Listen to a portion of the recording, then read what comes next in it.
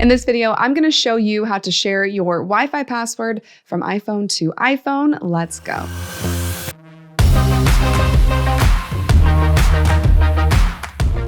I'm Sherry from WhistleOut TV. Thanks for watching. Before you share your Wi-Fi password between iPhones, you're going to need to do a few things. First, make sure your Wi-Fi and Bluetooth are turned on both devices that you want to share and that you're giving the Wi-Fi from. And this might be the second and most important thing to note, is that make sure you have whoever you're sharing's Apple ID email address saved in their contact information and vice versa. So you need to have all of that contact information filled out, very specifically the email address associated with your Apple ID. Now you can quickly share the Wi-Fi password from your phone. This is how you do it. If you're the one sharing the Wi-Fi password, make sure your phone is unlocked and connected to Wi-Fi. If you're receiving the password or the person you're sending the password to, they need to go into their Wi-Fi settings and click your network name. Once the person who is trying to get onto your Wi-Fi taps that network name, it should pop up on your phone and you should be able to share your password with them right away. It should fill it in automatically. It should look like this.